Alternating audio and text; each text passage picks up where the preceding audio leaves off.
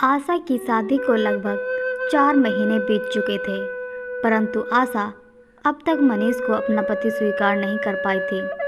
मनीष ने भी इतने दिनों में ना कभी पति होने का अधिकार जताया और ना ही आशा को पाने की चेष्टा की। दोनों एक ही छत में ऐसे रहते थे जैसे कोई रूम पार्टनर हो। आशा की परवरिश मुंबई जैसे महानगर में खुले माहौल में हुई थी। आशा खुले विचारों वाली और आज की वर्किंग वूमन थी। वह चाहती थी कि उसकी शादी उस लड़के से हो जिससे वह प्यार करे। आशा शादी से पहले प्यार के बंधन में बंधना चाहती थी और फिर उसके बाद शादी के बंधन में, लेकिन ऐसा नहीं हुआ। आशा जिसके संग प्यार के बंधन में बंधी और जिस पर उसने अपना सब कुछ निछावर कर दिया, आनंद उसका लाइफ पार्टनर ना बन सका। लेकिन आशा को इस बात का गम ना था। उसे इस बात की फिक्र थी कि अब वो आनंद के साथ अपना संबंध बिंदास नहीं रख पाएगी। वह चाहती थी कि आनंद के संग उसका शारीरिक संबंध शादी के बाद भी ऐसा ही बना रहे। इसके लिए आनंद भी तैयार था। आशा अभी तक आनंद के साथ अपनी पहली मुलाकात नहीं भूली थी। कैसे दोनों ऑफिस कैंटीन में मिले थे। आनंद को देखते ही आशा की आंखों में चमक आ गई थी। उसके बिखरे बाल, ब्लू जींस और उस पर वाइट शर्ट में आनंद किसी हीरो से कम नहीं लग रहा। उसके बात करने का अंदाज ऐसा था, आशा उसे बस निहारती जा रही थी। लव एट फर्स्ट साइट वाली बात सच लगने लगी। सीमा ने दोनों का परिचय करवाया था। आशा और आनंद ऑफिस के सिलसिले में एक दूसरे से मिलते थे।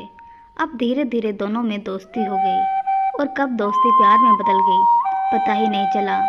प्यार का खुमार दोनों पर ऐसा चढ़ा कि सारी हदें पार कर दी। आनंद इस बात से खुश था कि आशा जैसी खूबसूरत आशा को भी इस खेल में मज़ा आ रहा था। मस्ती में चूर आशा यह भी भूल गई कि उसे पिछले महीने पीरियड नहीं आया है। जब उसे होश आया, ऑफिस की फॉरेन लेडी डॉक्टर के पास गई। उसका शक सही निकला, वह प्रेग्नेंट थी। आशा ने हॉस्पिटल से ही आनंद को फ़ोन किया, पर आनंद का फ़ोन नहीं लग रहा था। आशा घर आ गई। वह सारी रात बेचैन रही। सुबह ऑफिस पहुंचते ही वह आनंद के सेशन में गई, जहां सीमा ने उसे बताया कि आनंद तो कल ही अपने गांव के लिए निकल गया। उसकी पत्नी की डिलीवरी होने वाली है। यह सुनते ही आशा के चेहरे का रंग उड़ गया। उसने कभी बताया ही नहीं कि वह शादीशुदा है। इसी बीच आशा के आई बाबा ने मनीष से आशा की शादी तय कर दी। आशा यह शादी नहीं करना चाहती थी। 15 दिनों बाद आनंद के लौटते ही आशा ने उसे सारी बातें बताईं। आनंद, मैं किसी और से शादी नहीं करना चाहती। तुम अपने बीवी बच्चों को छोड़ मेरे पास आ जाओ, हम साथ रहेंगे। आनंद इसके लिए तैयार नहीं हुआ और मुझे कहता हुआ बोला, आशा तुम अबॉर्शन करवा लो और जहाँ तुम्हारे आई बाबा चाहते हैं वहाँ तुम शादी कर लो और बाद में तुम कुछ ऐसा करना कि कुछ महीनों में वह तुम्हें तलाक दे दे और फिर हमारा संबंध यूं ही बना रहेगा। आशा मान गई और उसने मनीष से शादी कर ली। शादी के बाद जब मनीष ने सुहाग सेज पर आशा को अपने आगोश में लेना चाहा, तो आशा ने उस रात अपना मंतव्य साफ कर दिया कि जब तक वह मनीष को दिल से स्वीकार नहीं कर लेती, उसके लिए उसे शरीर से स्वीकार कर पाना संभव नहीं है। उस दिन से मनीष ने आशा को कभी छूने का प्रयास नहीं किया, केवल दूर से ही उसे देखता। ऐसा नहीं था कि मनीष दिखने में बुरा था। जितनी खूबसूरत आशा थी, मनीष भी उतना ही आकर्षित व्यक्तित्व का था। मनीष वैसे तो महाराष्ट्र के जलगांव जिले का रहने वाला था, लेकिन अपनी नौकरी के चलते पुणे में रह रहा था। शादी के बाद आशा को भी अपना ट्रांसफ़र पुणे के ब्रांच ऑफिस में परिवार वालों और आनंद के कहने पर करवाना पड़ा। आनंद ने वादा किया था कि वह पुणे आता रहेगा।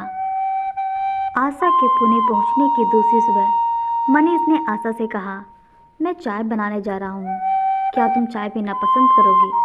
आशा ने बेरुखी से जवाब दिया, तुम्हें तकलीफ़ करने की कोई ज़रूरत नहीं है, मैं अपना ध्यान खुद रख सकती हूँ। मुझे क्या खाना है, क्या पीना है, यह मैं खुद देख लूँगी। आशा के ऐसे कहने पर मनीष वहाँ से बिना कुछ कहे चला गया। दोनों एक ही छत पर रहते हुए एक दूसरे से अलग अलग अपनी दुनिया में मस्त हैं। शहर और ऑफिस दोनों ही नए होने की वजह से आशा अब तक ज़्यादा किसी से घुली मिली नहीं थी। ऑफिस का काम और वहाँ के लोगों को समझने में अभी उसे थोड़ा वक्त चाहिए था। मनीष और आशा दोनों ही सुबह अपने अपने ऑफिस के लिए निकल जाते और देर रात घर लौटते। सुबह का नाश्ता, दोपहर का खाना दोनों अपने ऑफिस कैंटीन में खा लेते। केवल रात का ही खाना घर पर बनता। दोनों में से जो पहले पहुंचता, खाना बनाने की जिम्मेदारी उसकी होती। ऑफिस से आने के बाद आशा अपना समय मोबाइल पर बिताती थी और मनीष अक्सर न्यूज़ या फिर एक्शन वाली फिल्में देखता हुआ समय बिताता। आशा और मनीष दोनों मनमौजी अपनी ज़िंदगी अपने अपने ढंग से जी रहे थे। तभी अचानक एक दिन आशा का पैर बाथरूम में फिसल गया और उसके पैर में मोच आ गई। दर्द इतना था कि आशा के लिए हिलना झुलना मुश्किल हो गया था। डॉक्टर ने आशा को पेन किलर और कुछ दवाइयाँ दी और पैर पर मालिश करने के लिए लोशन भी दिया और साथ में यह चेतावनी भी दी कि वह 2-4 दिन घर पर ही रहे। आशा को इस हाल में देखकर मनीष ने भी आशा के साथ अपने ऑफिस से एक हफ्ते की छुट्टी ले ली और पूरा दिन आशा की देखभाल करने लगा। उसकी हर ज़रूरत का पूरा ध्यान रखता। आशा के मना करने के बावजूद दिन में 2 बार उसके पैर की मालिश करता। मनीष जब उसे छूता तो आशा को आनंद के संग बिताए अपने अतरंग पलों और वह रोमांचित हो उठती। मनीष भी तड़प उठता, लेकिन फिर संयम रखते हुए आशा से दूर हो जाता। मनीष सारा दिन आशा को खुश रखने का प्रयास करता, उसे हंसाता, उसका दिल बहलाता।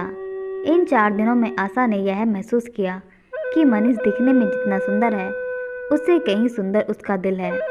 आनंद से ज़्यादा उसका ख्याल रखता है। मनीष ने अपने ज़रूरी काम पोस्टपोन कर दिए।